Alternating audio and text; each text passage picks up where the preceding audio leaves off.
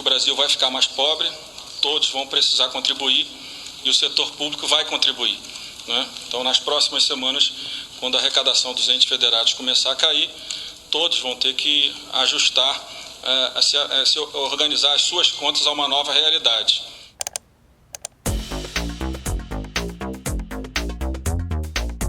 Esse foi o áudio do Rodrigo Maia, presidente do Congresso, divulgado minutos antes da nossa gravação. E mostra claramente o impacto do Covid-19 em nossas vidas, infelizmente. Seja no fechamento das portas de empresas tradicionais, seja na perda de clientes das empresas digitais. Todos seremos impactados na cadeia econômica. Está tudo conectado. Nosso papel aqui é te deixar o mais preparado possível e mudar o jogo durante a partida, durante a crise.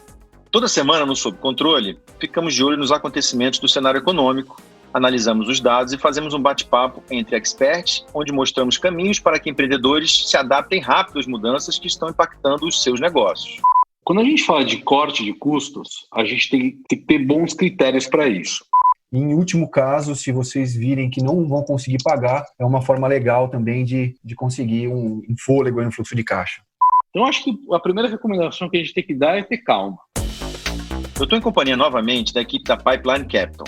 Nosso fundador, Alonso Rachevski, Felipe Wasserman, nosso marqueteiro em relação com investidores, Paulo Sareta, líder da nossa equipe de Transaction, e eu, Cadu Pedreira, Marketing Research e empreendedor digital, no comando da mesa de hoje. Mais uma vez, estamos todos conectados via Zoom, cada um em sua casa, mantendo nossa distância social.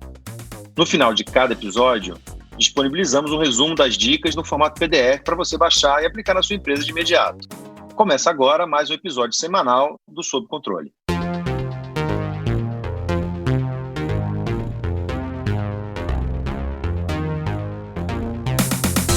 No nosso podcast de hoje, vamos falar sobre uma ferramenta que pode ter um caráter preditivo, responsável por demonstrar as entradas e saídas financeiras do negócio, o fluxo de caixa.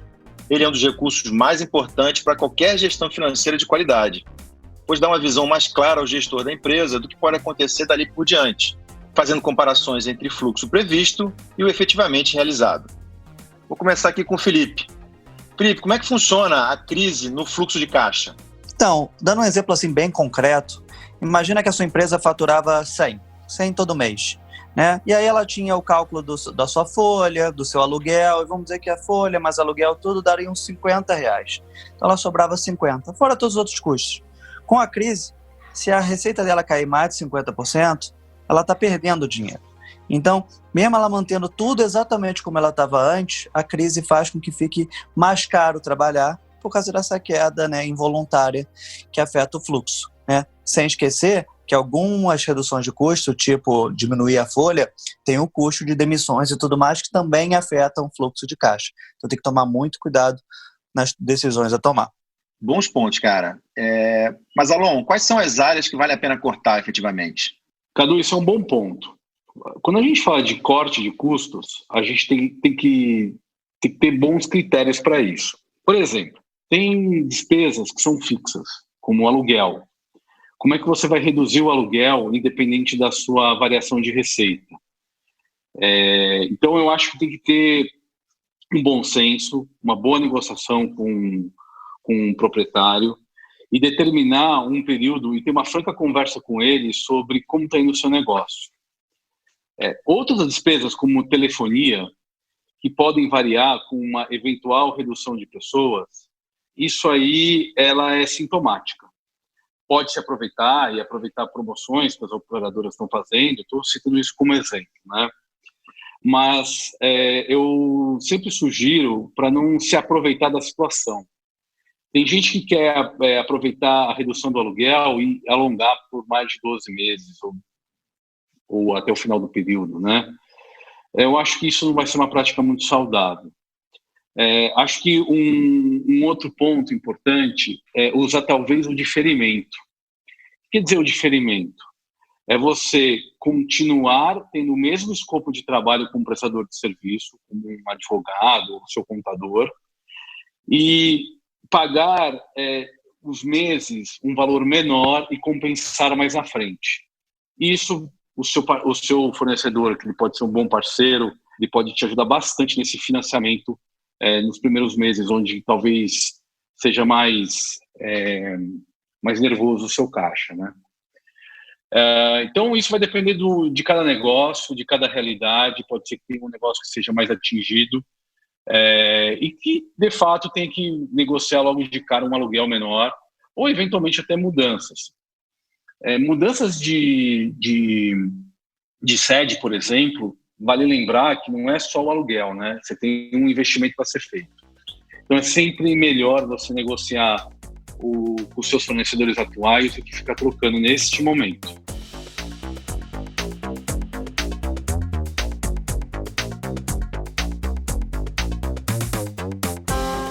Alon, inclusive, tem alguns clientes nossos que já estão sendo conectados pelos seus clientes e esses clientes vêm com o artigo 393 do Código Civil, dizendo que, por força alheia às vontades deles, eles estão prorrogando o pagamento dos serviços, etc., por 90 dias para que eles consigam honrá-los e contam com a compreensão dos colaboradores, tá? É uma prática que vem crescendo aí. Em último caso, se vocês virem que não vão conseguir pagar, é uma forma legal também de conseguir um fôlego no fluxo de caixa. Legal, Paulo, mas você pode incluir aí nessa parte estratégia tributária também, nessa negociação?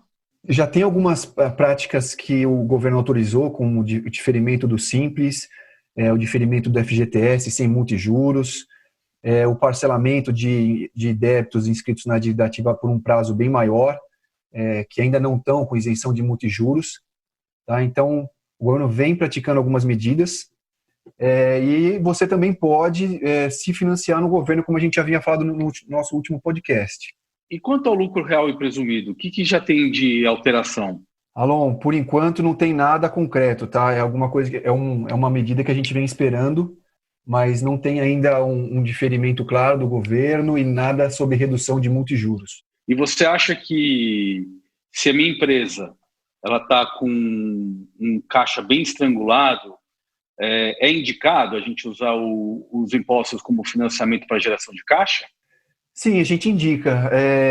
A gente não sabe ainda se vai haver o perdão dos juros e da multa, mas entre escolher entrar num cheque especial e se financiar nos impostos, é uma boa opção se financiar com os impostos. Legal, porque eu acho que é importante lembrar que o não pagamento do imposto não é um crime, porque você está assumindo que você deve esse imposto, mas que você vai pagar mais para frente, né? É diferente de você simplesmente não emitir uma nota fiscal e sonegar, né? Então, não pagar imposto, dependendo do imposto, né? Imposto previdenciário é crime, mas impostos como PIS, COFINS, ISS, Imposto de Renda e Contribuição Social, se não me falha a memória, não é crime, não é isso, Paulo? É isso mesmo, Alonso, tem toda a razão. Tem inclusive uma portaria de número 12 de 2012, é um dispositivo que pode garantir aos contribuintes a postergação de tributos federais nas situações de calamidade pública. É algo a se pensar também nas questões dos impostos federais. Legal, Paulo. Mas o que você acha que eu posso postergar, eu como empreendedor, dono de empresa, eu posso postergar além dos impostos? Cadu, o Alon comentou agora há pouco que ficar trocando, por exemplo, de escritório não é recomendado. Então, assim, CAPEX em geral, investimento em ativo fixo, reforma, mobília, etc. A gente está sugerindo que segure, tá? Expansões, por exemplo, abertura de lojas nesse momento é um negócio que não faz sentido. Isso é mais para o varejo, tá? Mas estou dando um contexto geral. Contratações também a gente está sugerindo que sejam postergadas e, em alguns casos, as despesas de marketing, tá? Mas eu acho que o Felipe, que é nosso especialista de marketing, pode falar um pouquinho melhor sobre essa questão de marketing. Marketing normalmente é a primeira coisa que as empresas cortam, mas acaba sendo um remédio muito dolorido, porque se o seu problema hoje é diminuição de receita, você não tem que tomar cuidado e não cortar exatamente o que pode fazer você ajudar com que essa diminuição não seja tão grave e nem também e perder todo esse caminho. O importante do marketing é você sempre calcular duas frentes, que é o custo de aquisição do cliente e quanto vale o seu cliente. Para alguns clientes, a crise faz com que o custo de aquisição fique muito caro. Significa que, vamos dar um exemplo, que você precisava de 100 pessoas no seu site ou 100 clientes para fechar um. E com a crise, né, com 100 clientes, você precisa de 300 clientes para fechar um. Então o custo fica mais caro.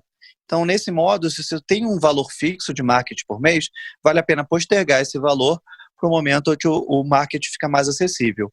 Sobre o valor do cliente, a mesma coisa. Se antes da crise, cada cliente comprava vários produtos seus ou um serviço mais caro, e agora ele compra um serviço mais barato, ele tem um valor mais baixo também. E esse cálculo que você tem que fazer. Lembrando que a crise não funciona igual entre todos os segmentos. Paulo, voltando para você. Em relação ao empréstimo, vale a pena? Quando o empréstimo vale a pena efetivamente? Cadu, o primeiro ponto é o seguinte, se a taxa de juros for muito alta e for comer sua margem, já não vale a pena. Tá? Vamos dizer assim, um cheque especial é um que a gente não recomenda você entrar em hipótese alguma. Eu acho que o empréstimo ele tem que valer a pena se você tem uma perspectiva de que você vai conseguir ter uma recuperação, de que você vai conseguir pagar as parcelas num futuro próximo. Se você pega um empréstimo só para dar um último respiro, a gente não recomenda que você vá por essa linha, porque você está, na verdade, aumentando a bola de neve. Você está com mais um credor que vai te dar dor de cabeça. Talvez você tenha que repensar se é o momento de fechar ou não, até assim, a crise vai acabar impactando muitas empresas e várias empresas vão fechar. Além disso, Cadu, os empresários vêm reclamando que os bancos vêm prometendo ajuda na mídia, etc., mas que, na verdade, estão cortando crédito e aumentando a taxa de juros.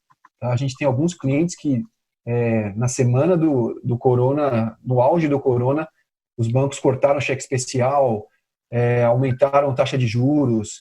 Então, o discurso é bonito, mas a gente vê que a prática vem sendo o contrário, tá?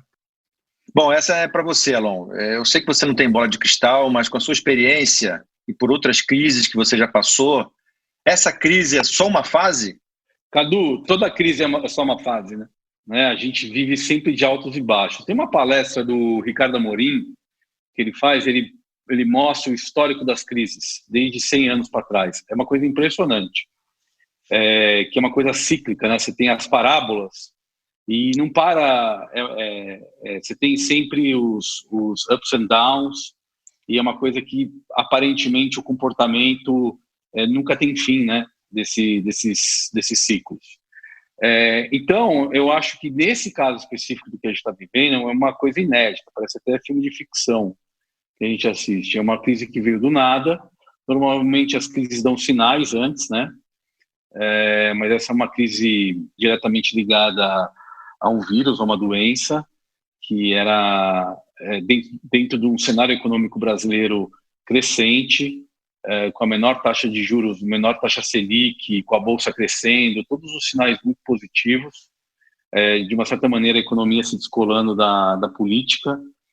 Claro que tem uma ligação, mas a gente vê cada vez mais um amadurecimento desse lado do Brasil. Mas quando ela chega, e ela chegou desse jeito inesperado, ela impactou muito diretamente os negócios que a gente chama de tijolo, né? Os comércios de rua, os comércios estão fechados, os restaurantes, os shopping centers. Então, essas indústrias, esses tipos de estabelecimento, eles foram diretamente afetados. Por outro lado, você vê que os serviços de e-commerce, os serviços da nova economia, como um Rappi, um iFood, estão funcionando super bem. Como a gente trabalha com empresas de tecnologia, é uma área que foi menos afetada. A gente até tem um cliente que trabalha com fitness, que aumentou, né? Curiosamente, né? As pessoas em casa não podem ir na academia, ele teve um expressivo aumento da sua carteira e das suas vendas. Mas o que também a gente percebe é um comportamento, em alguns casos, de alguns clientes, um certo pânico, achando que o negócio vai fechar, que não tem jeito, e mesmo o cenário não sendo tão catastrófico do lado deles, né? Então, acho que a primeira recomendação que a gente tem que dar é ter calma. Mesmo se o seu negócio de rua você fechou, teve que fechar a porta compulsoriamente até o dia 7 de abril, no caso do estado de São Paulo, calma. Acho que o que vai fazer você virar o seu negócio é esse. Você manter a calma, fazer um planejamento e tudo. Acho que o Felipe falou algumas coisas importantes. Eu acho que controlar a despesa, controlar a caixa, mas acelerar novos serviços e investir em marketing. Agora é a hora de atacar, não é a hora de se defender tanto assim. Então, eu acho pessoalmente que essa é uma crise que vai ser rápida. A gente recebe uma série de relatórios econômicos de várias instituições. Acho que ontem, se não me falha a memória, a gente recebeu do Banco Itaú, fazendo uma projeção aí do PIB desse ano que vai ser negativo, bem pouco negativo, e surpreendentemente eles acham que em 2021 o Brasil vai crescer, se eu não me engano, 5,5%. Então eu acho que os próximos 90 a 120 dias a gente vai ter um próximo 30 dias que ainda vai ser um período ainda bem difícil, meio árido, mas depois a gente vai ter a retomada aí do nosso país.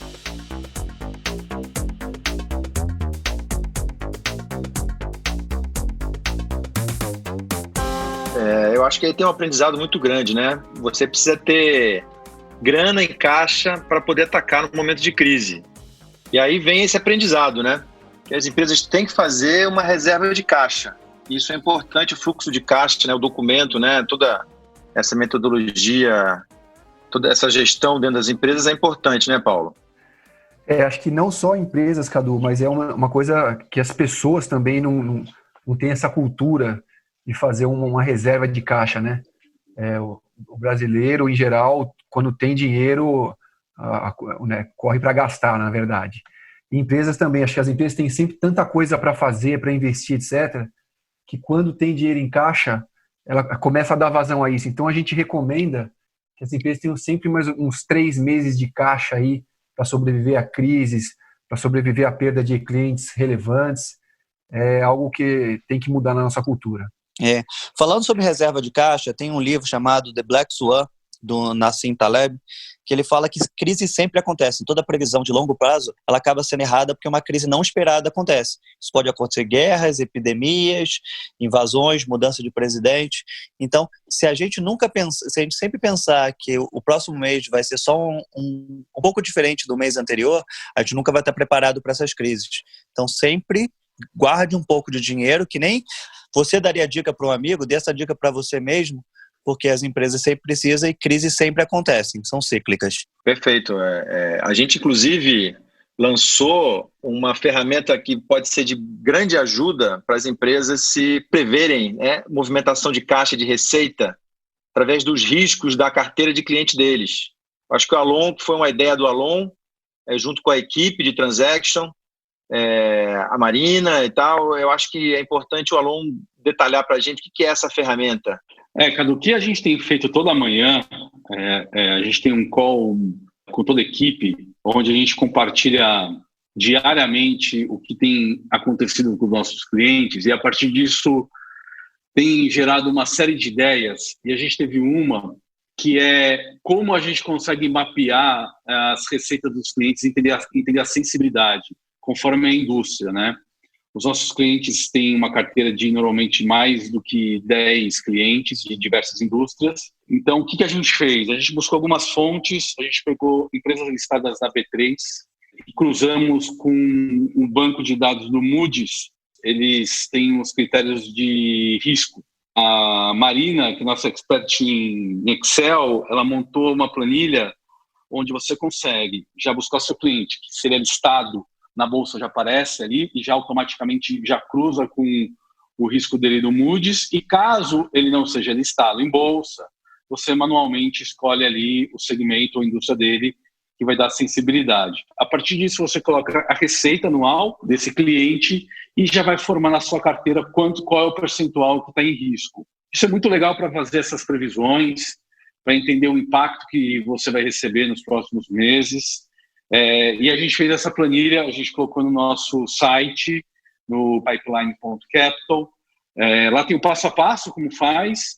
Isso é uma das nossas iniciativas, né? A gente tem mandado quase todos os dias, dicas pelo WhatsApp ou pelas redes sociais de ações ou informações, desde isso que a gente comentou aqui rapidamente sobre caixa, sobre quem são os bancos que estão gerando crédito, novidades aí da equipe econômica, sobre renúncias, diferimento de impostos, tudo aí para tomada de decisão. Acho que é isso, Cadu. Eu acho que isso reforça bem, né, o nosso DNA de ajudar sempre os empreendedores. Bom, assim a gente encerra o nosso segundo episódio do Sob Controle, o podcast da Pipeline Capital.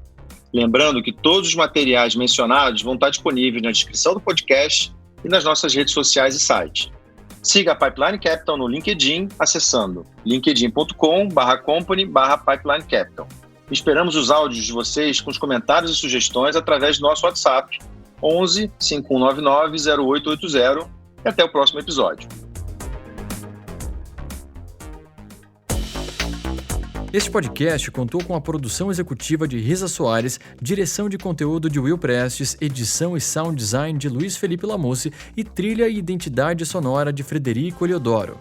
É uma produção em parceria com a Pipeline Capital, uma boutique de M&A com gestão. Sob Controle é mais um podcast Audioria.